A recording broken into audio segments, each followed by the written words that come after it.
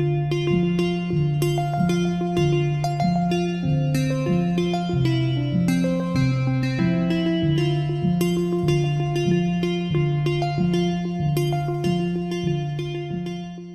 right, good morning, everybody. Before we begin, I would like to hold some space and have a moment of silence for the many people suffering and dying in Gaza and the conflict in Israel. We have some people on the panel. We have panelists who have family in Palestine and Israel, and many people are suffering. May the memory of all of those who have died be a blessing. And I didn't feel we could gather here today without just acknowledging this. So, hello, now changing topic. Hello, I'm Teitelbaum Brown. I'm the Associate Dean of Faculty Research and the Director of our Center for Law and Biomedical Sciences. And on behalf of the S.J. Quinney College of Law, Professors Kessler and Francis, who are co-hosts of this symposium and the Law Review, we want to welcome you all here today in person and online to the annual Lee Teitelbaum Utah Law Review Symposium entitled The Criminalization of Care, Health, and the Home. Before we dive into the subject matter, I also wanted to take a moment to recognize Lee Teitelbaum, the legal giant whose endowment makes this symposium possible. Lee Teitelbaum earned his undergraduate and law degrees at Harvard and began teaching in 1968 at the University of North Dakota, the first of several academic appointments, which included SUNY Buffalo, New Mexico, Indiana Bloomington, where he was the director of the Center for the Study of Legal Policy Relating to Children. He came to SJQ as a visiting professor in 1985, and he served as dean from 1990 to 1998, when he was appointed the Alan Tesler Dean and Professor of Law at Cornell Law School. Then he came back to us in 2003. He is considered one of the nation's leading family law scholars, and so I would like to think he would have been especially supportive of our symposium today, given its topic and connection to family law. We have a terrific group of speakers for you, world-class scholars who are shining their lights on the various ways that law enforcement has been encroaching on some of our most intimate spaces and blurring the lines between care and criminalization. Recent actions by federal and state governments have thrust the police into these normally private areas and into relationships that are built on trust and confidentiality, potentially eroding both. These new laws have created lots of potential legal and ethical issues. For example, people's private medical data are being turned over to the police to prosecute the delivery of trans and reproductive care, or for some other potentially pretextual reasons, like prosecuting fraud. Maybe it's legitimate, maybe it's not. Or law enforcement generally just getting too involved in intimate family decisions that might not be in the children's or the parents' best interests. And also through perhaps well-intentioned but misguided drug courts, where mental illness is now overwhelmingly being treated by the criminal justice system in non-evidence and non-therapeutic ways. We have 3 panels for you today with guiding lights in their fields. While the speakers are talking, we are going to be using Slido. So the Slido link is going to be up here in a moment. And on your smartphones, you can go to slido.com and you will enter the ULR 2023. And then you can ask questions as the presenters are speaking. And if you like a question that's been asked, you can upvote it so that it's more likely to be asked by our moderator, so that you can endorse questions. And if you don't have a smartphone, you can approach one of our lovely tech folks over here and have them help you ask your questions. I also wanted to thank Sarah Duensing, who is the Wizard of Oz who made all of this happen. She's responsible for making this happen today, so big thank you to Sarah. And now let's welcome our panelists for our first panel, Health Privacy and Criminalization of Healthcare, which will be moderated by our own amazing Professor Leslie Francis. Thank you. So I'm just going to start from here. Thanks very much and welcome everybody. Do remember Slido, I'll be watching this. So we're starting out at the center of how information gets into perhaps the right places, perhaps not the right places. There are 3 panelists. Sarah, you've already heard about, who is going to be speaking first. Then Maya Bernstein, who's the privacy specialist at the Office of the Assistant Secretary for Planning and Evaluation at Health and Human Services, and Ellen Wright Clayton, who is professor of law at Vanderbilt University. Without more, Sarah, take it away. Is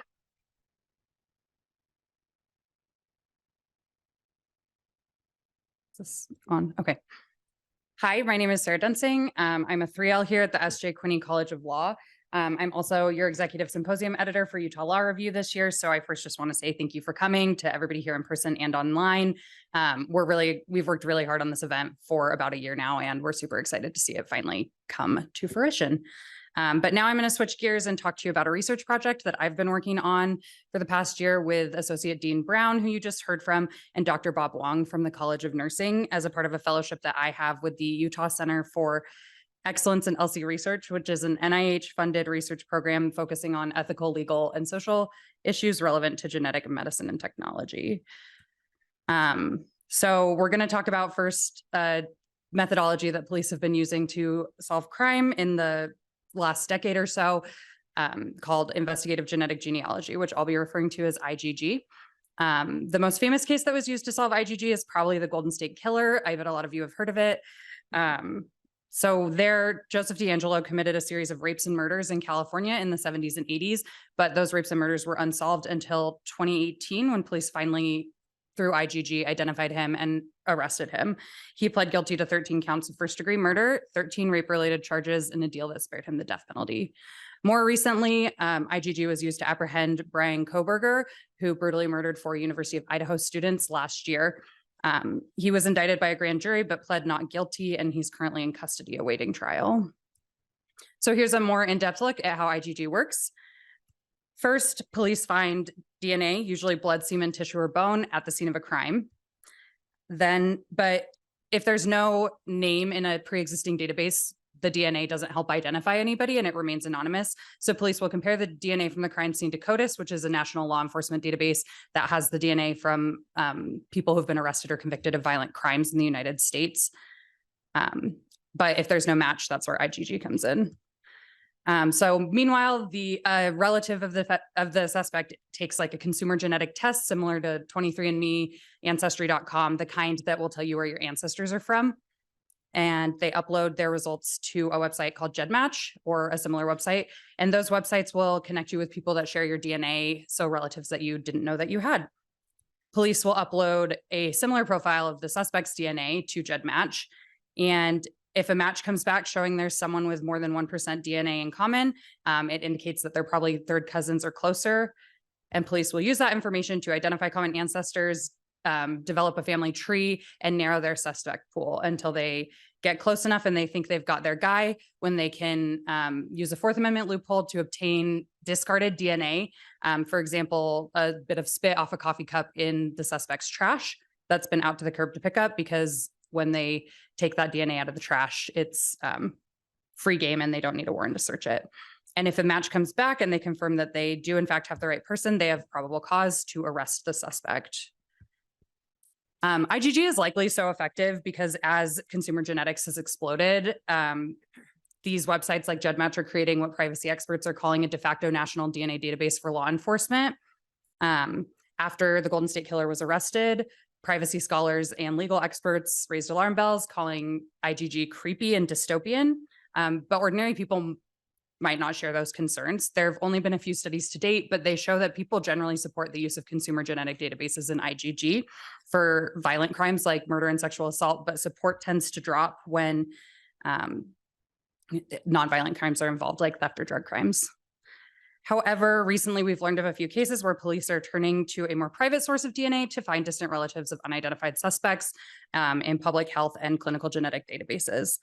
This raises a lot of different ethical and legal privacy concerns because participation in healthcare and public health is by nature less voluntary than participation in consumer genetics.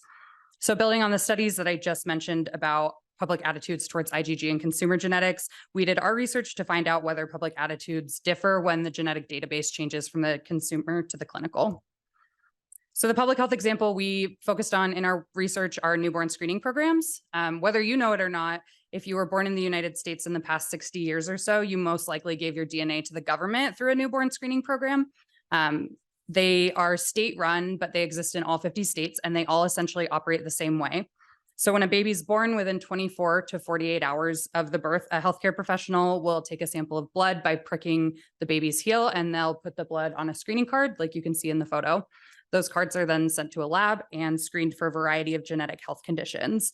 And if it comes back positive for one of these conditions, doctors can start an early intervention and treatment plan, which can prevent very serious, even disabling health consequences and even save lives.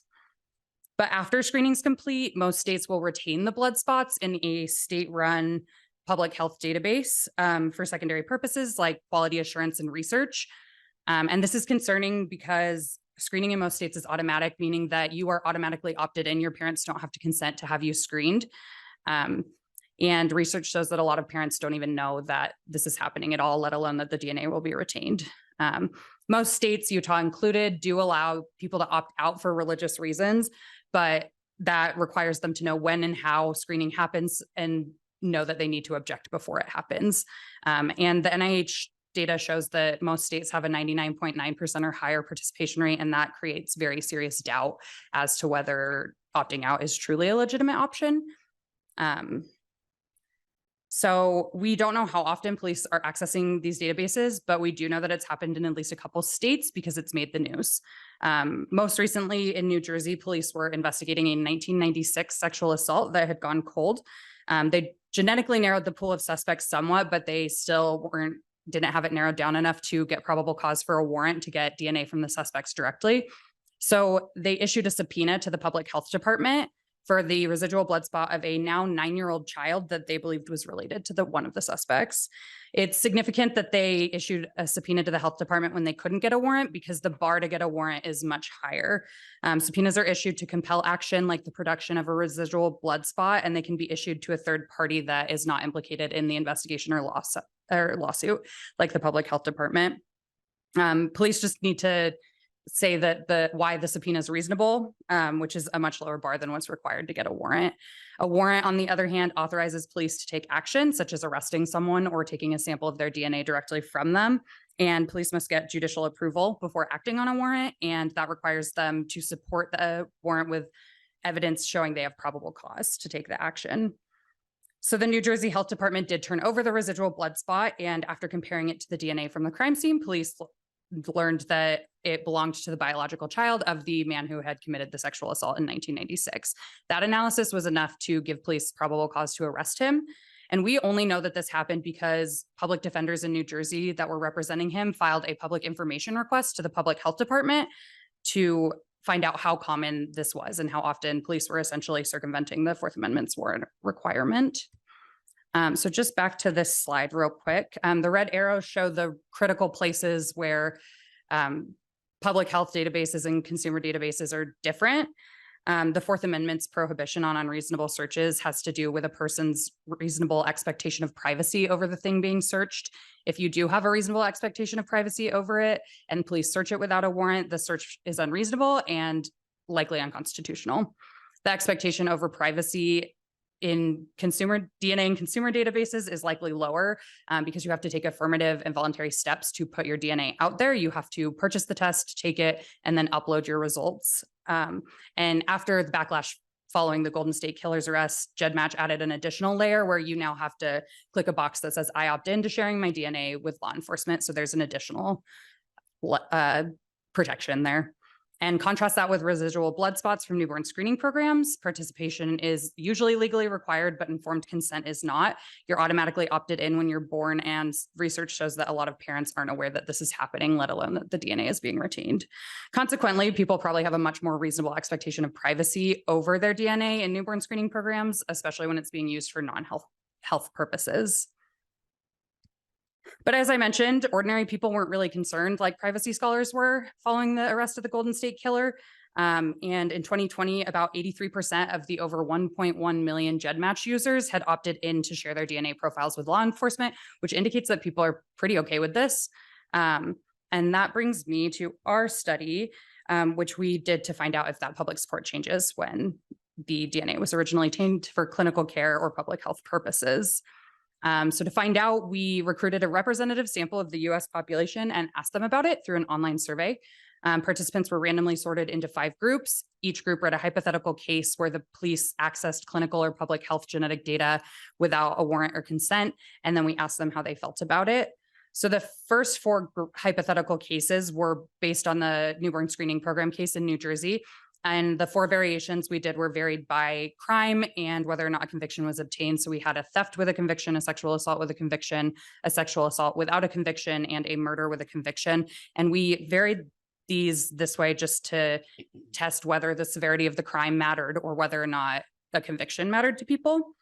The 5th group read a super different hypothetical where a 14-year-old mom brought her baby into the hospital with symptoms of a rare genetic skin disorder that is usually caused by incest. With her consent, doctors ran a genetic test, confirmed the baby had the condition, and without her consent, they ran a second genetic test, which confirmed that the baby's birth mother was a first-degree relative of the baby's birth father. In other words, her father was her baby's father, and they turned the results of that test over to police, also without consent. And we just did this to understand how people think about this in context of like ongoing crimes and mandatory reporting. So this is still work in progress, and we had other hypotheses, but we're still working on some analyses and like how to package this into paper form. So today, and for the sake of time, we'll just talk about 2 main ones. So the first one was that people would be more supportive of clinical genetic data being used by police to stop an ongoing crime as opposed to a crime that already happened. And then participants would be more likely to support the police use of genetic data from newborn screening programs when more serious crimes were involved and when it led to a conviction. So both of our hypotheses were correct.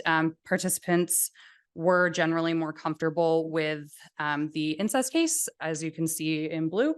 And then that support generally is much lower for newborn screening overall, but the sexual assault with no conviction is in brown and the theft is in gray. So people were the most troubled by those ones. And then we also asked people to rate on a scale of 1 to 7 whether they agreed with the statement, "I find it creepy that law enforcement can use genetic health data to solve crime," with 1 being strongly disagree and 7 being strongly agree. And as you can see, the results are pretty similar to the last one. The most interesting thing to me is the results we got from the open-ended response. We gave people an opportunity to just write whatever they wanted and respond to what they had read. The majority of people that read the incest case said they felt that any loss of privacy or failure to obtain informed consent was well worth getting a minor out of abusive situation. And most people noted that healthcare professionals typically have a duty to report child abuse to authorities, and that's what they were doing when they ordered the second test and turned the results over to police. On the other hand, the newborn screening responses were mixed. A lot of people said they were really unsure about how they felt, or that they struggled with how they got to the answers that they put in the other questions. On the one hand, people said that solving crime is super important and bringing closure to victims in cold cases matters. So we should give police whatever resources they need to do that. But on the other hand, people have a right to a certain level of privacy over their genetic data in a healthcare context. A lot of people were very concerned that police here were exploiting a Fourth Amendment loophole or even violating it entirely. And a lot of people noted that if we allow them to do it, this is a slippery slope. And where does it end and where does police overreach end? A lot of people repeatedly raised concerns about the lack of informed consent, not to do the screening in the first place, but to retain the blood spots afterwards. And I was very surprised, but a lot of people wrote more about the law enforcement side. I thought we'd see a lot more answers just saying that if people find out about this, they won't screen their babies, and that could have health consequences. But we only had a couple people bring that up. So why does this matter? Because solving crime is important, but so are public health programs and healthcare. And newborn screening programs, they give people better health outcomes and they save lives.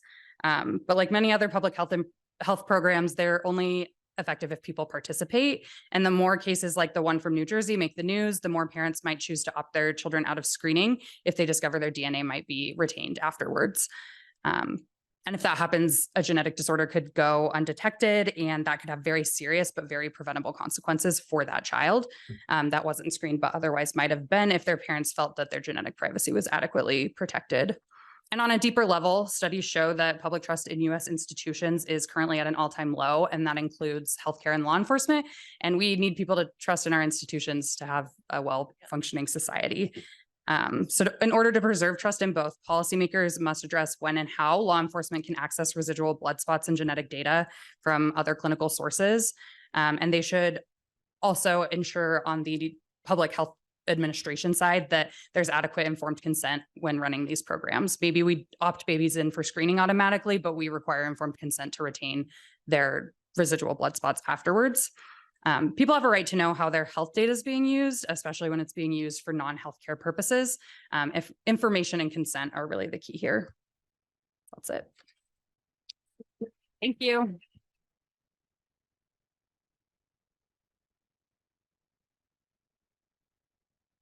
We do questions now. I think at the end. Yeah, I think, yeah. Mine's fantastic. Next is Maya Bernstein.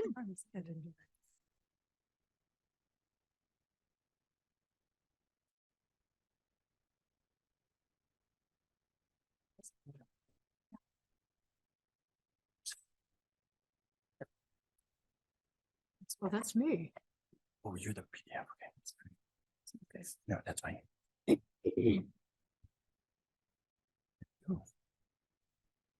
No, Right, I think that's still the wrong one. Just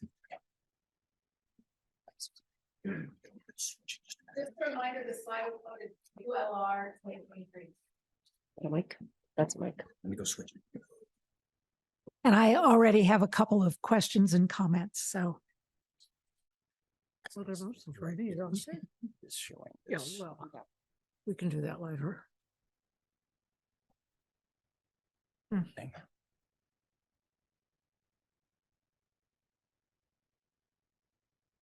Oh.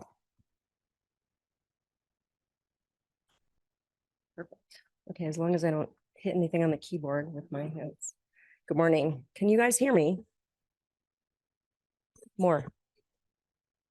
Or get closer to the thing.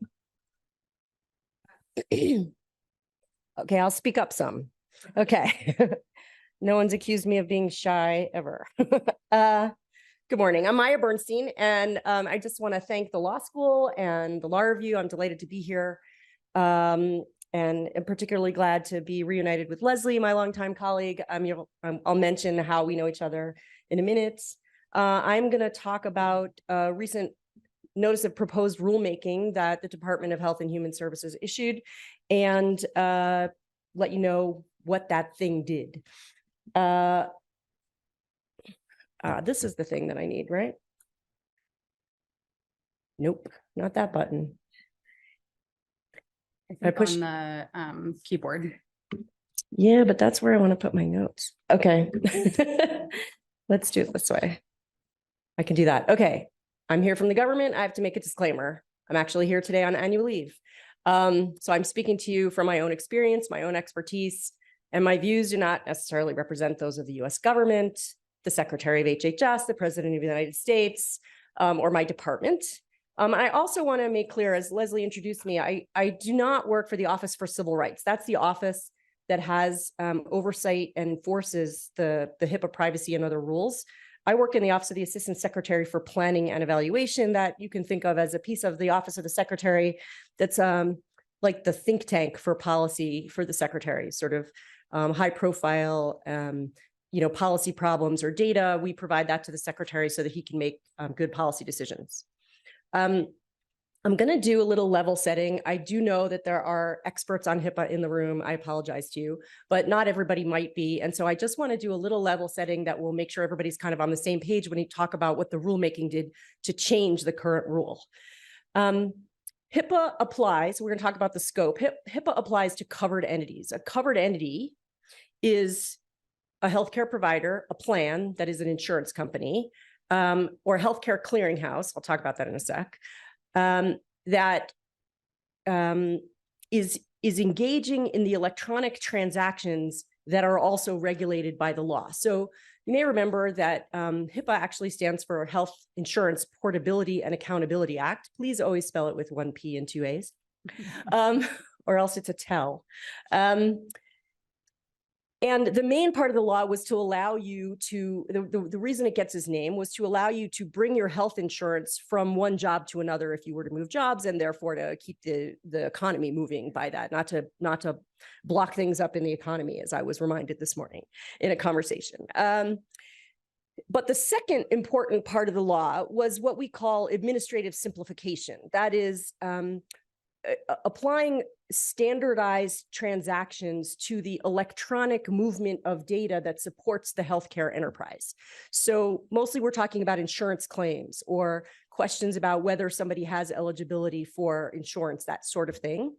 And so the privacy rules associated with that are applied to those people engaging in those entities engaging in those transactions.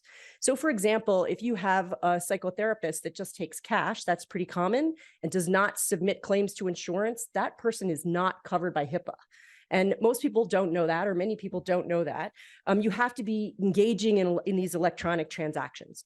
A clearinghouse is a thing that translates things from standardized formats and moves them around. But basically, all of them are business associates. You can think of them as contractors, entities that carry out work that otherwise the covered entity would have to do under the rule. And so, that's the sort of scope of who's covered. And then the rule applies to PHI, protected health information, which means records that are maintained, that are individually identifiable, that are maintained by these covered entities and their business associates. What does the thing do? What does the privacy rule do? It prohibits the uses and disclosures of protected health information by a covered entity or its business associate unless somewhere it's permitted by the rule. It essentially sets a federal floor, meaning that the covered entities have to have a minimum of protection for privacy according to the rule, but we allow states to have more stringent laws. So if a state law is more stringent than HIPAA in terms of protecting privacy, it's allowed.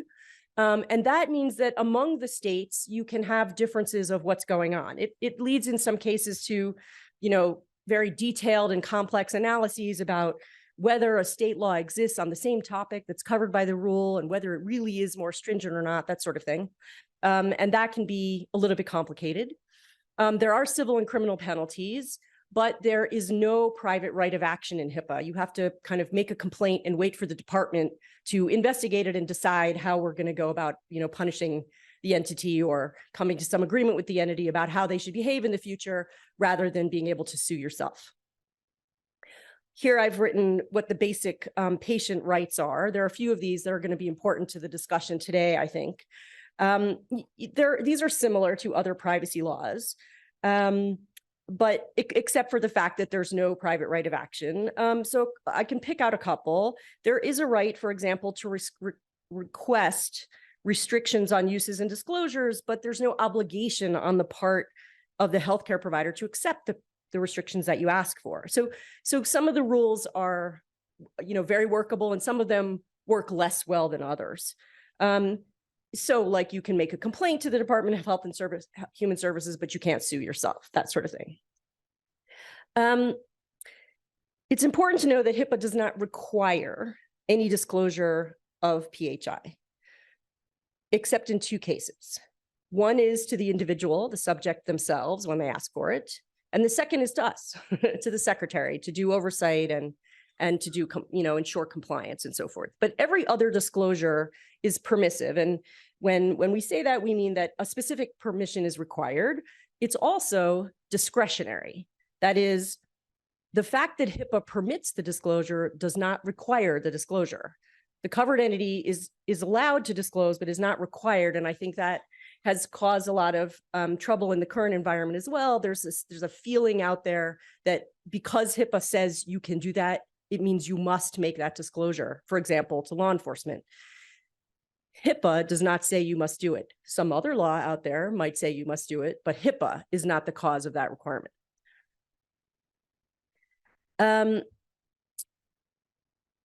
So the privacy rule as it's written today permits a covered entity to use or disclose without a patient's authorization for certain purposes and certain circumstances, but in the regulation permits quite free disclosure of records in the context of clinical healthcare and paying for that healthcare. So no consent is required to move things around when you get treatment, when you charge your insurance company and so forth. Healthcare operations are things like quality assessment, improving health, reducing costs, making sure people are qualified to do their jobs that they're in, they have the right certifications and so forth, the things that make the entity move and have integrity and so forth. And we call those three things: treatment, payment, and healthcare operations, TPO. You'll see that sometimes. But outside of that context, a patient's authorization is required most of the time, but there are a bunch of exceptions, like the structure of many privacy rules. You can't disclose except, right? And then there's a bunch of exceptions. The ones I want to talk about are the ones that are most relevant to us today, where it's required by law. That is, for example, a state law could require a covered entity to disclose PHI to the public health authority, say for blood spots. That's one example, or for an overdose detection mapping program, something like that. For public health activities, so reporting other kind of health activities to a state or federal official, like deaths by COVID-19. For judicial and administrative procedures, so for example, in a custody hearing, you could have a court order that requires disclosure, and that court order has to be followed. And for law enforcement purposes, so based on a search warrant into some kind of criminal investigation, say for Medicaid fraud, something like that. The rule did not the rule sort of when it was initially imposed, did not displace any of the existing public health reporting law. Important to our purpose, it also did not displace existing access by law enforcement during criminal investigations. So it requires law enforcement to jump through certain hoops, but basically they can pretty much get medical records if they show up and jump through the right hoops. So let's turn now to the new rulemaking. Right after the Dobbs decision last year, HHS issued some guidance pretty much within the next few weeks, explaining the limitations of HIPAA and how it works, and some of the things that I've described, the fact that it's discretionary to disclose, you don't have to disclose. Since I'm not speaking for the department, I will add a sort of side comment that in my view, this guidance wasn't that helpful. It kind of shored up what that the rulemaking is a good rule, rather than tell people where are the gaps in the rule, where can you get into trouble with the rule, where is information likely to slip through, and how to protect yourself, which I think would have been more useful. And during that time, since that time, we've heard concerns from healthcare entities that stronger regulation is necessary.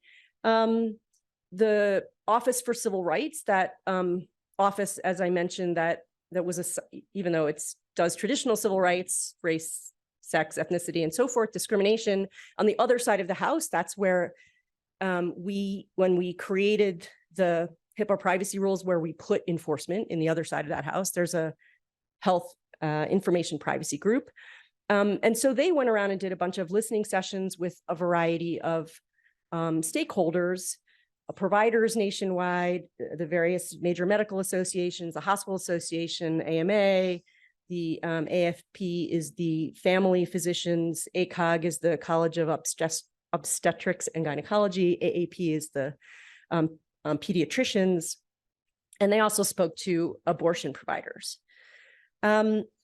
So people that we talked to flagged where the information that they're producing in their medical records is being used to target either themselves as providers or their patients. So here I have an example. We heard that from some people in Colorado that in Texas, the Attorney General is establishing travel checkpoints as women leave the state for care, even if they're going to a state where the care is lawful, and then going to that state and seeking protected health information from the state where the care was given and bringing it back to Texas to take some kinds of action. Some states have passed laws to insulate their population from this kind of thing. For example, in California, there's some new laws. There are other people, I think, in the room are much more expert on what's happening in the states than I am.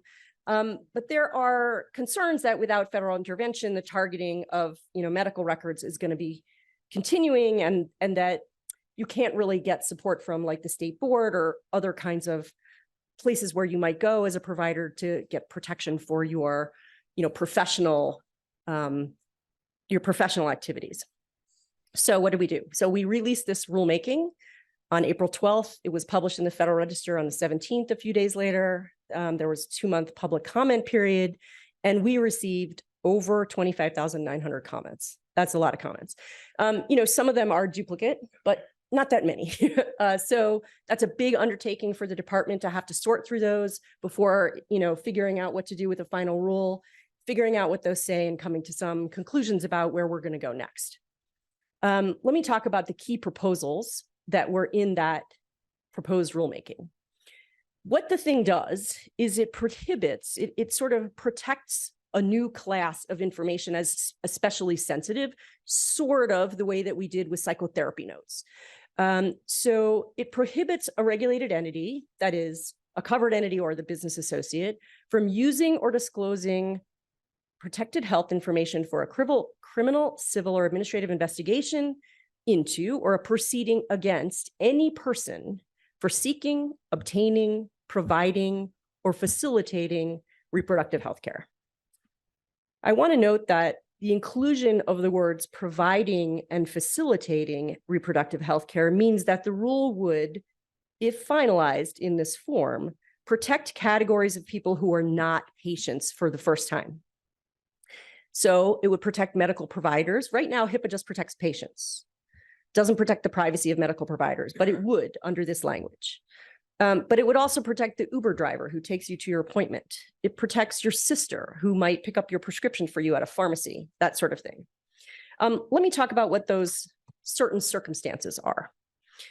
The proposed prohibition applies basically for healthcare that is legal in the context in which it's provided. So the 3 cases here are the examples given in the preamble. You're outside of the state. You have an investigation outside of the state where the healthcare happened. That's where the investigation is proceeding, but the healthcare is lawful in the state where it's provided. So the example I just gave you of Texas and Colorado. Or the healthcare is protected by federal law. So EMTALA is a good example. That's the Emergency Medical Treatment and Labor Act. That's the thing that says if you show up at the emergency room, we can't move you to another hospital until you're stabilized or when you're in labor and so forth. Or the third case is where both the investigation and the care are provided in a state where the care is legal. So basically, this is, in keeping with the department practice. It's attempting to accommodate state autonomy to the extent that it's consistent with the rule's objectives. Things like promoting trust in the healthcare system, candor, with one's healthcare provider, and the benefits that come from that to not just individual healthcare, but to the public's health more generally. The 2 other, related key proposals in the NPRM. So that's kind of one, what that prohibition is. It also prohibits identifying any person for the purpose of opening an investigation of the sort that I just described. And finally, the way that the mechanism for making sure this happens is to require the covered entity or the business associate to get a signed attestation from the investigative official saying that the health information that they are seeking, if it's potentially related to reproductive health care, that the request is not for one of the prohibited purposes, that is investigating somebody for seeking, obtaining, providing, or facilitating reproductive health care.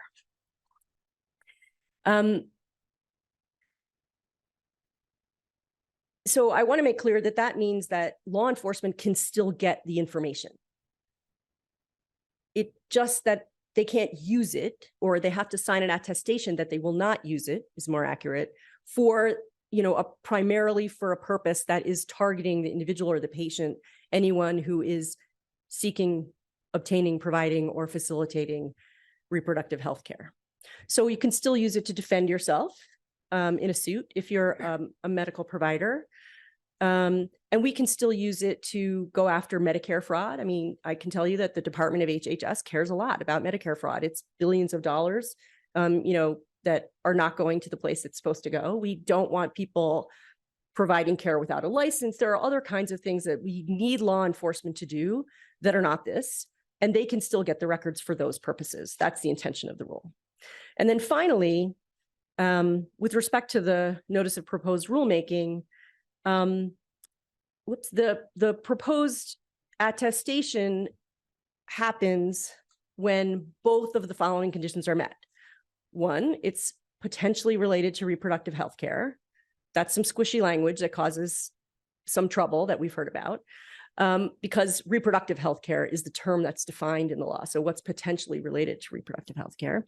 And then the request is for one of the following purposes, these four kinds of investigations that might happen. Health oversight, sort of courts and other proceedings, law enforcement, and coroners and medical examiners. So they carry out investigations to figure out, why somebody died and whether there was foul play and so forth. So that's the rule. I just want to say one other thing. I'm not going to go into the detail here, but I want to talk about the role of the National Committee on Vital and Health Statistics. That is the Secretary's advisory body on health data statistics, national health information policy, and HIPAA. It's where I met Leslie. So Professor Francis, I should say. In this context, Professor Francis was sitting as a member of the committee, and I was staffed to that committee, and she served as the chair or co-chair of the privacy subcommittee. And we did a lot of work together over 9 years. And some of that work was quoted quite liberally in the preamble to the rule. So a lot of the discussion about why we're doing this and how came from NCVHS. And NCVHS was specifically called out, which is unusual, in the rulemaking to comment. We did that. In the other slides that you have available to you, I gave you what the comments of NCVHS were. And of course, there are some 29,000, some other people who commented, but this is the Secretary's particular advisory body. So if you want to look at those, I have a copy, or we can talk about in the discussion period, what those said and why they said. They're not the same as the rulemaking. They basically asked that the Secretary go even further. So I'll stop there. Thank you very much for your attention. I look forward to your questions and comments.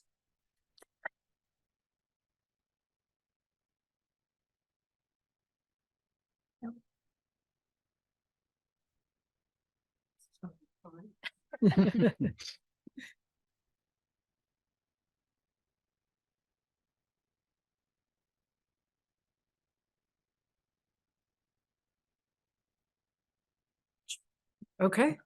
I am delighted to be here and honored to be here. I should also say that in addition, I am a professor of pediatrics. I've practiced general pediatrics for 20 years, and I'm co-founded the Center for Biomedical Ethics and Society at Vanderbilt, as well as being a law professor. I have a jillion disclosures. One is that I have no financial conflict of interest.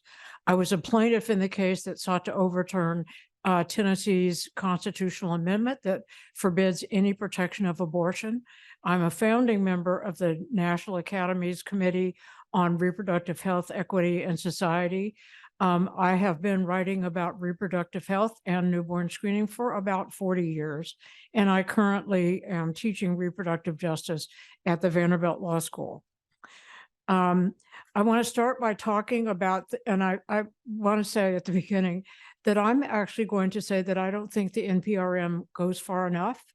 I'm in a state where, as you will see in just a minute, things are really dire.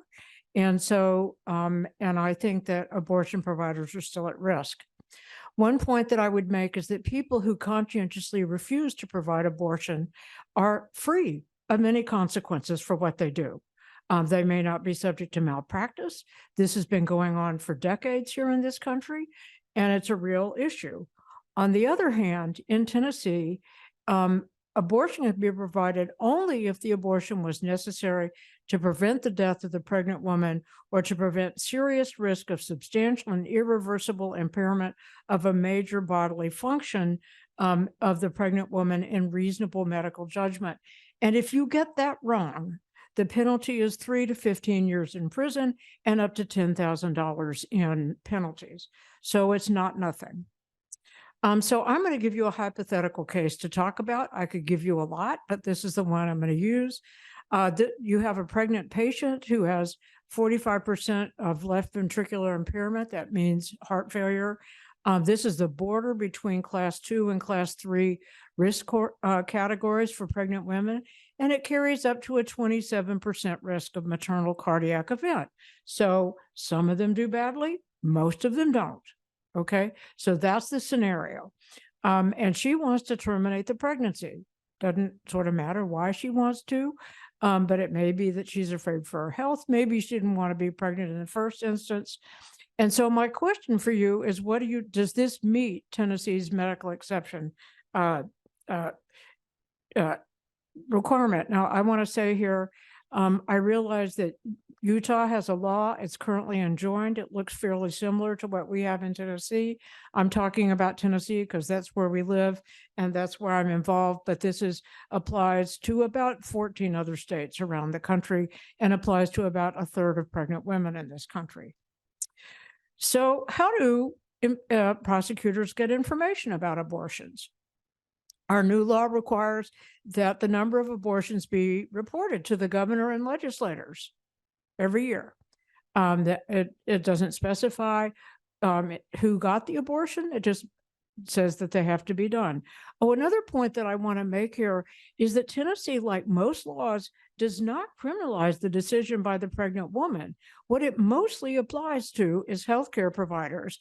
And some states also applies to abettors, like, you know, the sister who picks up the prescription, or the person who drives you to the border. But it is rare, at least at present, for pregnant women to be subjected officially under this round of abortion legislation to criminal penalties. So saying, more than 1,500 women have been prosecuted for behavior during pregnancy over the last, 20 or 30 years for a variety of reasons. We also know that clinicians often report to the government. Sometimes they do it out of fear, and you have to understand that clinicians have to report a lot of stuff. They have to report child abuse. They have to report more than 50 infectious diseases. So we are in the business of doing a lot of mandatory reporting. And even though our laws do not require clinicians directly to report abortions, they nonetheless are in the practice of doing so. I would also say that Tennessee, like many states, requires us to report statutory rape, which is often an issue in incest. I would just put that out there. Sometimes they report because they just object to abortion and they just want other people to know. So they often do this, even though it isn't necessarily required. And sometimes, as we know, patients disclose their abortions on social media. And so I just am putting that out there. I view that HIPAA is a sieve. And so I want to talk for a minute about the recent very notorious case about the fact that the Attorney General in Tennessee issued a subpoena to my institution for care of transgender minors. And they had to provide that information because Tennessee pays for that care, because these kids are covered by Medicaid. And so you don't have any discretion about whether you provide that information or not, because Tennessee's a payer then.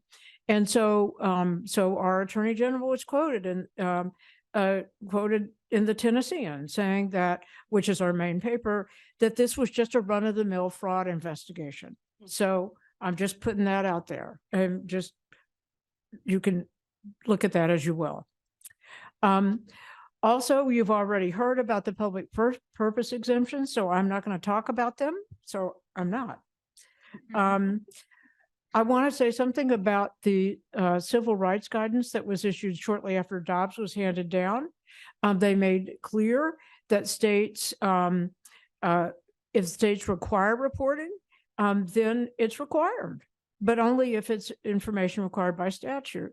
As has been pointed out, appropriately so, that the entity may provide the information requested, but it doesn't have to. And that the institution is not supposed to do it unless there's formal legal process. They declare that that's a HIPAA violation. And importantly, they also say that it's a HIPAA violation for other employees to report to report abortions. Now, as has also been said, there's no private right of action under HIPAA. And so it means that the Office of Civil Rights has to go after people who violate HIPAA. I, by the way, also tell everybody that's HIPAA, and then I go on and say HIPPA is a female hippo, not this. And I typically have a picture from Fantasia that I show for this. So it really is HIPAA. I'll just share that with you. Just saying. So let's talk about the NPRM, because I have a different take on it. It certainly is intended to protect to protect this information, and it actually has a very broad description of what constitutes reproductive health care, and it includes contraception and fertility treatments, as well as, oh, I'm going to be way under, as well as abortion. So I think this is really cool, because frankly, given I worry that our right to get contraception may soon also be abrogated, which will really be, that will be a game changer. So I want to go over some of the things that Maya said. So going after this information is prohibited if the healthcare was lawful in outside the state where the investigation or proceeding is being authorized. This is good news for people who live in permissive states, for providers who live in permissive states. It means that states like Texas, for example, that would like to have extra jurisdictional criminal prosecution can't do that. That would be a good thing. It also means that maybe the shield laws that some states have passed, like New York and others, will be more effective. This is really, this is good news for providers who don't live in restrictive states like I do. So I think that's a really important thing to say. It also talks about the fact of care that's protected by federal law. And it specifically talks about EMTALA. I have to say that in my reading of this, the lawsuits that have tried to seek protection under EMTALA in general have not been very successful recently. So I think we need to think very carefully about how much help this provides us. And of course, we also are, and we're also seeing in the mifepristone cases in which physicians who choose to work in the emergency department and who have conscientious objection to abortion actually don't want to have any involvement with it and are trying to ban abortion altogether. I mean, that's what's at stake in the mifepristone case. How they have standing is beyond me, but nonetheless, that's out there. But here's where I think the rubber hits the road. It also says that it protects reproductive health care if it's provided in the state where the investigation or proceeding is authorized and is permitted by the law of the state in which such health care is provided. So the example they give is if someone receives reproductive health care, such as a pregnancy test or treatment for an ectopic pregnancy, which, by the way, right after Dobbs was illegal in Tennessee. We had a trigger law that had no exceptions, none. And so women who had ectopic pregnancies, any treatment of ectopic pregnancy was also illegal in Tennessee. Now that was changed when the law was amended in the last legislative session to say that women can have abortions for ectopic pregnancies or molar pregnancies. They also had one, the only one they did have was for maternal health that was even more onerous than the one we have now. And of course, we heard about the attestation, which is required, which frankly, I think is a good thing and is a real step forward. But how much is this going to help?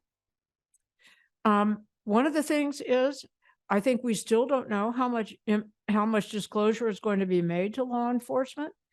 Just because it violates HIPAA to do so, doesn't mean that people aren't going to do it. And it also doesn't mean that OCR is going to go after the people who disclose. So, I mean, so this is going to continue, continue to be an issue. One of the goals that we would, and it will, one thing it will do that will be helpful is that it will encourage sharing with healthcare providers of care that was obtained out of state.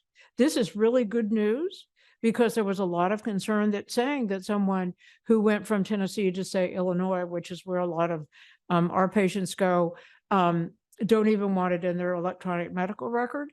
This is horrible for clinical care, horrible, because things can happen after you terminate a pregnancy. And if it's not in your electronic medical record, you may get inappropriate care thereafter. And so the whole point of having an electronic medical record is to make sure that you know what the patient's medical conditions are so that you can do the best possible care. And it may decrease the pressure to segment medical records. But for healthcare providers in restrictive states like mine, they will still face risk, particularly when caring for pregnant women, because of the vagueness of the medical professions. So going back to our hypothetical case that I talked about earlier, about the pregnant woman who has a 27% chance of a cardiac event during her pregnancy, is that a serious risk? Is it likely to cause serious long-term impairment? And so, and how do you decide that? The question and the issue there is the decision to terminate a pregnancy then lawful? Did it meet the medical exception or not? And I don't think that HIPAA protects information in that setting. What we do see, and we've sued the state of Tennessee the state of Tennessee has been sued recently, because by 3 women who have almost died because the physicians were reluctant to perform an abortion until the woman nearly died. So we have a case that's pending now in federal court, but this is a real problem. This is not going to protect sick pregnant women until they are nearly dead. And that's really not okay. The other point that I would make is the NPRM doesn't apply to non-HIPAA covered entities, which means reproductive health apps, websites, what people say, et cetera. So, so it's not going to help us much there either. So I do want to close by so I think we're really still at risk. My colleagues in Tennessee feel like they're still at risk, and I think they are. There is a possibility of passing laws that actually do protect healthcare providers. And the best one by far is the one in the state of Washington called My Health, My Data, which was specifically enacted to protect pregnant women and people getting trans care. I mean, that's what it was done for. It actually extends beyond that to a variety of other things, including genetics. But basically it says that law enforcement can't get information about those issues at all. So there you go. So I am really eager to see the questions that follow from this and the conversations later today. So thank you very much.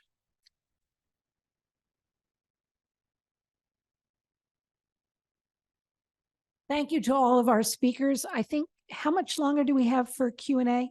24 minutes. 24 minutes. And I've got a number here. I'll add one other wrinkle to all of this, which is if you have interoperable electronic medical records that are stored outside of a protective state, then state shield laws may very well not protect them from subpoenas. So if they're stored or accessible from a state that is like Tennessee, it's really important to think about the federal role in all of this. So with that, There's a clarification question, which is about HIPAA, about preemption. So I'll put that over to Maya. Would the new, the proposed rule, if it's finalized, preempt contrary state law? So the part of the rule that says that state law would be preempted is not changed. Okay. So that means that the state law has to be more protective of privacy. If the state law is in conflict but is not more protective of privacy, then it doesn't matter, because you still have the rule setting a federal floor for the protection of privacy for all the reasons, the good public health reasons that we know. Right. So what about providers that don't come under HIPAA? This NPRM would not apply. Is that? That's right. I can say that the department has many authorities. At the time, so I had the privilege of working on HIPAA before it was HIPAA, on the legislation that was proposed that never got passed back in the 90s when I was a GS nothing at the Office of Management and Budget. And I, at that time, this was a completely new regulatory area. We hadn't regulated the privacy of medical records nationally at all. And we were taking on the regulation of a very large industry, a very significant portion of GDP. And, the question was sort of how broad to make that coverage. And there were decisions about whether we should the department, I wasn't in the department at the time, but whether HHS should hew to what exactly was in HIPAA, the covered entities that are mentioned there in the law, or whether it would use all of the broadness of the authorities that it has at its disposal to do that. And the decision was made to start with HIPAA and potentially move broader than that. But you can think about the other authorities that the department has. Anytime the federal government gives anyone money, we can regulate them, right? So Medicare, the Medicare rules of participation, I mean, I don't know if this is exactly true, but I'm pretty sure that it's true that anytime you have a hospital that's covered by Medicare, we could have done all of HIPAA within Medicare rules of participation for anyone that takes Medicare money, because we can regulate those entities. So even without HIPAA, we could have done that. People hadn't thought about it until HIPAA came along. We also make grants. We also give contracts. We also have, other ways that we fund things that the department could, control privacy-like rules or other rules, But at the moment, yes, there's a very significant amount of health information providers and so forth that are not covered by HIPAA and not covered by other law, except perhaps the Federal Trade Commission's law on unfair and deceptive trade practices, which the Federal Trade Commission has been thinking more about its responsibility in terms of privacy and security, and has been expanding its reach. But they're a small agency. They're what we would call quasi-judicial. They can only take a case when they have a case in front of them. They can't regulate up front except with breach notification. So it's, for me, in my personal view, is it's not clear that that's the right place to regulate all those other things in the consumer space that you mentioned, or all other kinds of not regulated entities now. But that's a possible place that people are talking about it and where legislation has been discussed. So a question for Ellen. Could you speak more about your fears that rights to conception, to contraception, not to conception, might also be on the chopping block?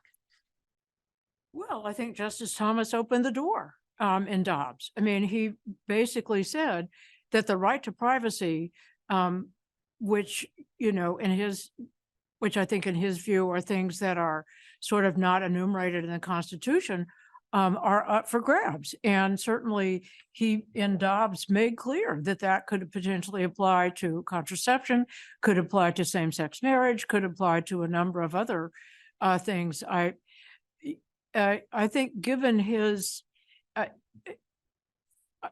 mean, that's what he said. I think he's inviting that case. And so we will see if they get that case. have to, I don't know what the court would do. I mean, I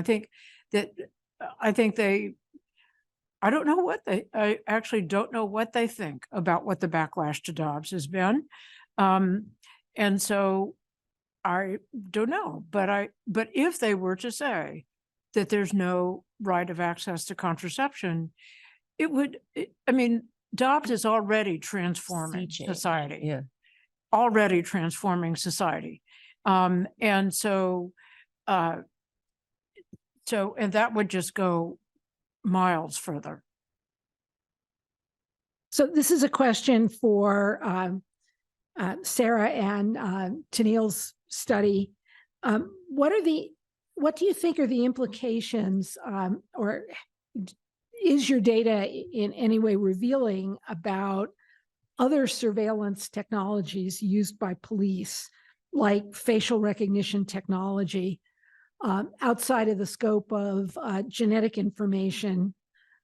Do you think that the public, that your data about genetic information and where the breaks are might have implications for the use of other kinds of technologies in situations where people might also ex ante have expectations of privacy?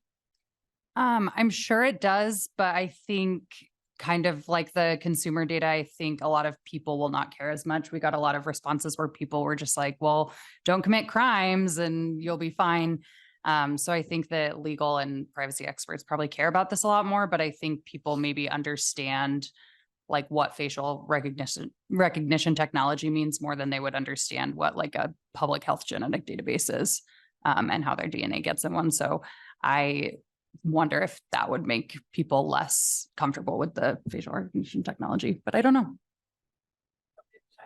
Yeah, so our research didn't. You might want to get to a mic. I don't know if you're recording or if there's broadcasting going on. Thank you. Yeah, our research didn't address this. Actually, the facial recognition technology would be less protected. You have a lower expectation of privacy in the face that you present out in the public, as long as it's in a public space. So if we could get access to the newborn screening databases through this subpoena, you wouldn't need probably even that in a lot of spaces where it would just be considered public. There would be no Fourth Amendment violation. So it depends on where it's being gathered. But if any of you followed the Carpenter opinion, the Fourth Amendment opinion, that if you are kind of sharing lots of information semi-voluntarily, unwittingly, there may be some development of Carpenter, extension of Carpenter that would say you cannot protect your face from this constant surveillance, just like you can't protect shedding DNA everywhere. So the third party doctrine may not apply in the same way, but we didn't address that. So while you're up there, there is one other sort of set of questions, which is about, there has been action in some states about storage of newborn screening samples. So there are some states that either require an opt-in or they have to be discarded. And I don't know whether your data in any way, it's just national data. I mean, first of all, whether the questions wanted you to comment on some of the action in states that, what you think of some of the action in states that have tried to restrict, and whether there's anything, I mean, I'm kind of adding to this question, whether there's anything in your data that would show any breakdown by state in attitudes or any kind of demographic breakdown. I'll just say real quick, no, we were doing a national sample, but most of these participants didn't even know this was happening. So they definitely didn't know that their state protected it more or less than other states. But then I'll let Sarah. There have been states like New Jersey has a proposed law. I haven't checked recently if it passed or not, to cut off law enforcement. Natalie Ram is a privacy scholar. I'm not sure where she's at, but Maryland. And she has done a national survey of all of the newborn screening laws. And I think that was published in 2021. And just looking through that, I know Nevada has cut off law enforcement. The New Jersey may have cut off law enforcement. So states are starting to move towards that. And there's kind of two kinds of screening laws. One where they will explicitly say in the newborn screening statute that law enforcement can't access this without a warrant. And then there's the other ones that say, we're going to retain your blood spots and like law enforcement is authorized to access them. So it'll be interesting to see the shift. Utah doesn't really say, but it's implied by a citation to another statute. I want to add something here. About 20 years ago, Michigan had a big experiment where they tried to create a biotrust from newborn screening blood spots. And they did a lot of community engagement, et cetera, and really went out there, talked with them about what they were doing. There was a fair amount of support from that. And actually in the last 2 years, the state has, people have sued the state to make them stop doing that. And they were saving it for research. They were saving it for, they wanted to use it for identification of lost children. I had to say, as a family law professor in my past life, I know why kids get lost, and it's because of ugly divorces. And if you should collect DNA, then if you're going to do it, you don't need to get it on everybody. But so there has been a real backlash, partly driven by Twyla Brace in Minnesota, but really it is interesting to see the sea change in Michigan. And it's one you might want to spend a little bit more time looking at. Yeah. And just for if there's anybody here interested in environmental kinds of issues, these blood spots are not just valuable for DNA. They have information like toxic exposures. So the public health utility of these, if you have them over a long period of time, is pretty impressive. But in some states, they're being lost.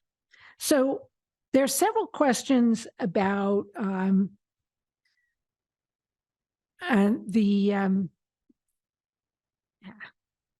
trying to go down here. Okay. About the implications of the federal proposed rulemaking for telehealth or telemed abortion, and particularly for mifepristone, methotrexate, and out-of-state prescriptions. And I wonder if either of you would like to comment on that. I think that's a nightmare.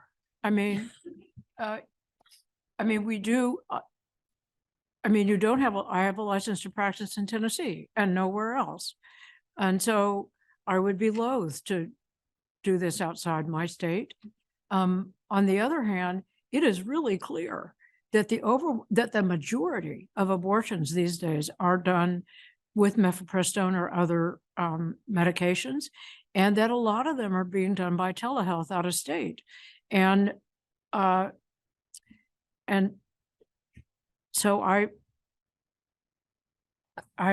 it makes me nervous because Let me add something that's not precisely on that, but one of the things that we learned during COVID, people moved around and there were some relaxations of some of the rules under Medicare for being able to treat a person through telehealth, which was extremely popular. And there are, movements to make those the allowances for someone like yourself who's licensed in Tennessee, but needs to treat the people who decamped basically to somewhere else during the pandemic or for whatever reason to another jurisdiction, and allow treatment to happen via telehealth. It reduces the costs of healthcare significantly, allows more access, especially to individuals who may be in rural areas or otherwise underserved. There's a lot of reasons to expand telehealth. So on this particular issue, I think it's quite thorny, but in general, there is a lot of support following our experience during the pandemic to expand the opportunities for telehealth. You want to add? No. I- Okay. So another set of questions concerns what healthcare providers can do consistently with HIPAA when they're attacked, either by patients or by commentators, what they can say publicly, if at all, to defend themselves with respect to protected health information, and whether the NPRM would do anything about that.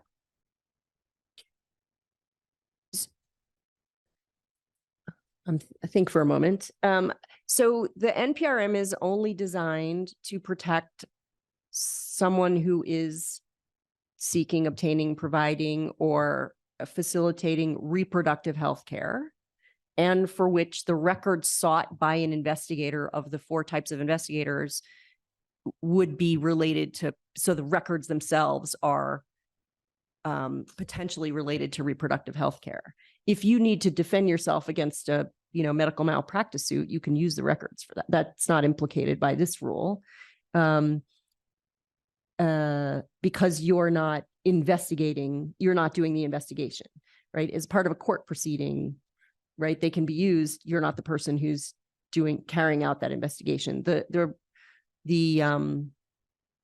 attestation would be required of an investigator. So the person who tried to attack you as a provider would have to get, produce an attestation that they weren't going to use the records for that, but you can use the records to defend yourself.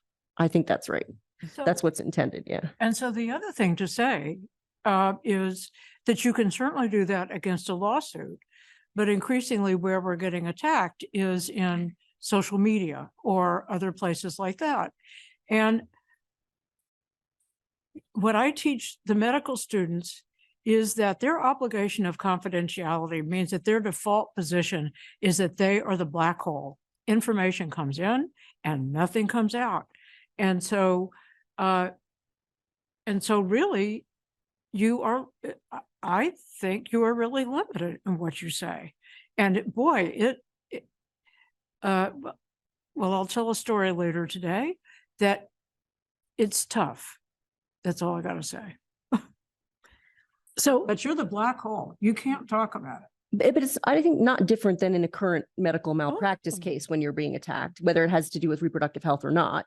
If you're Right. being attacked for something, you still cannot reveal, except when allowed to do so in court, what's Right, exactly. Yeah. So there are a couple of clarificatory questions about the scope of the NPRM.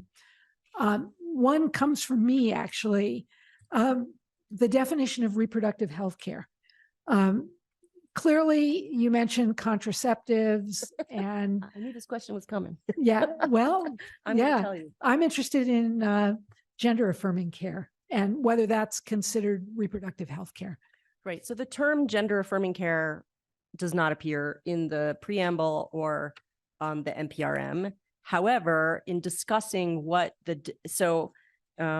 two things. I marked the one thing and I didn't mark the other thing, but let me see if I can find, quickly. So reproductive health care, you'll love this, is defined as care, services, or supplies related to the reproductive health of the individual.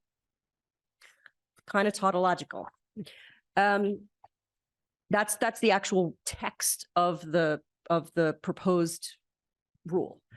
However, in the preamble, I'm going to read to you what the department said, because I think this is very interesting. You can imagine the reasons why the department didn't want to use the term in the current climate, gender affirming care. However, this is what it says.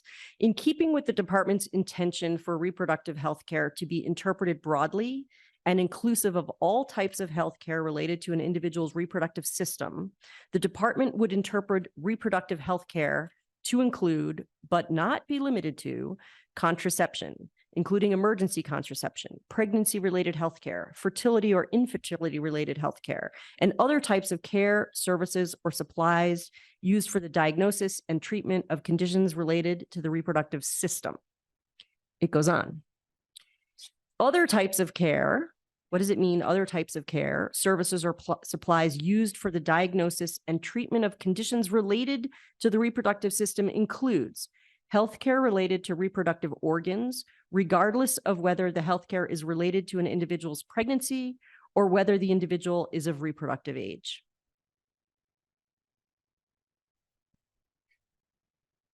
Thank you. And that answers the other scope question, right. which is it's not limited to adults. It's everybody. That's right. Reproductive health care includes everybody, whether or not they're of reproductive age. Right. Myself and my children or grandchildren. Yeah. Right. Yeah. Yes. One other scope question, which is, how does all this apply to health insurance companies?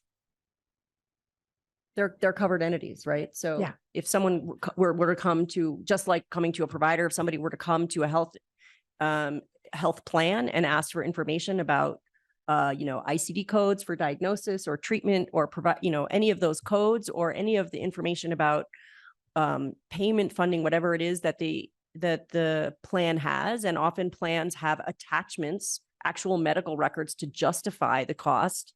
Any of that's covered, just like any other person who was requested information. An attestation would have to be sought, would have to be gotten before they could disclose the record to the investigators that we talked about. Thank you. So we have 3 minutes left, and I'm going to invite each panelist to take a minute and say one thing that they would like the audience to most remember about what's going on about privacy today. So I'll start with Maya. Maya. That's Maya. Maya. She didn't tell us she was going to ask this question. No, I didn't. So things that are going on with privacy today. Well, I think, so Ellen mentioned something, and I hope I don't steal your thought, which is that HIPAA is not everything. HIPAA is a limited thing that covers the people that it covers and the records that it covers. And there is lots of health information out there. Even within the scope of the HIPAA rule, one of the things that we didn't get to talk about, the comments from the National Committee, are that reproductive health care is hard to segregate from other health care. It affects everything. I just had my 60th birthday this year. I had to get an x-ray earlier this year. What did they ask me when I walked in there? Are you pregnant? Right? And so they have a record of whether I'm pregnant or could possibly be pregnant and so forth. So where is reproductive health care found? Pretty much in all different kinds of records and all different kinds of departments. It's very hard to segregate. And that's one of the things that the committee actually pointed out, that that the definition of reproductive health care either has to go away, and we should just we should just protect anyone obtaining care for any reason. That should not be used against them. And that was one of the original principles in the original recommendations that the committee made back in the 90s about this. It was reiterated by the committee.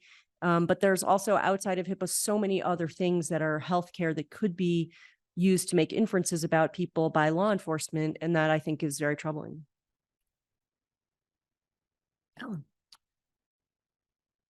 What I would say is that the impact of Dobbs is transformative in a very negative way for women and for our society in general. And the profession. And I think we need to fight back hammer and tongs about this. And women are going to die, and kids are going to be harmed, because we know that pregnancy spacing is really associated with improved outcome. We need to, if we want to talk about families, let's support families. Let's not do this. And so as you can tell, I'm absolutely passionate about these issues, and can't believe where we are. So, but that's why I came to talk about this, is because we really, really have to make the case that this isn't just about abortion. This is about the ability of women and families to control their lives, and about the ability of the government to decide what women and families can and can't do. And this is freedom. And we need to say that. So I feel like I put it on the spot. I don't really have a ton more to add, except for a lot of this is the result of elections. So you should register, vote, contact your representative, get involved. That's a good message. Thanks, everybody. And that was a great note to end on. Please thank our panelists.